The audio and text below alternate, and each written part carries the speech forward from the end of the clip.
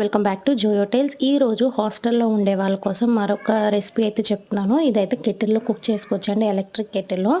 So సింపుల్గా ఉంటుంది, టేస్టీగా ఉంటుంది. ఈ రెసిపీని అయితే చూసేద్దాం. ఇదైతే పప్పు అండి, పెసరపప్పు కందిపప్పుతో అయితే చేస్తున్నాను. నేనైతే పెసరపప్పు కందిపెట్టిని పప్పుని ముందు రోజు నైటే నానబెట్టేసుకున్నాను.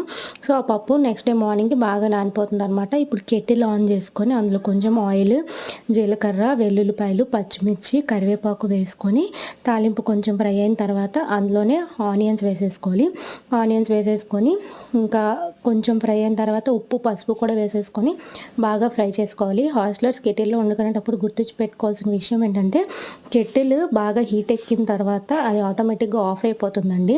సో ఆ హీట్ మళ్ళీ తగ్గేంత వరకు వెయిట్ చేసి మళ్ళీ ఆన్ చేసుకొని కుక్ చేసుకోండి. కొంచెం టైం పడుతుంది, కానీ మనకి వేరే ఆప్షన్ లేనప్పుడు ఇలా కుక్ చేసుకుంటే చాలా బాగుంటుంది అనమాట. టేస్ట్ అయితే చాలా బాగుంటుంది. టేస్ట్లో ఎలాంటి కాంప్రమైజ్ అవ్వాల్సిన అవసరం లేదు.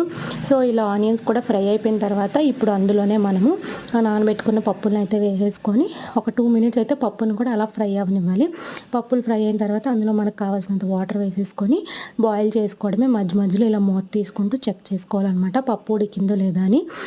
ఆల్మోస్ట్ ఒక 15 మినిట్స్ తర్వాత అయితే పప్పు అనమాట చూస్తున్నారు కదా, ఇక్కడ మొత్తం మ్యాష్ అయిపోయిందనమాట. చాలా బాగా ఉడికింది. ఇంకా దీని టేస్ట్ అయితే అల్టిమేట్గా ఉందండి. నేనైతే ఆవకాయ, పప్పు, వైట్ రైస్తో తిన్నాను, చాలా బాగుంది. హాస్టలర్స్ అయితే తప్పకుండా ట్రై చేయండి. ఈ వీడియో కనుక నచ్చినట్లయితే వీడియోని లైక్ చేసి ఛానల్ని సబ్స్క్రైబ్ చేసుకోండి. Thank you for watching. మళ్ళీ రేపటి వీడియోలు కలుద్దాం. అప్పటి వరకు బాయ్ బాయ్.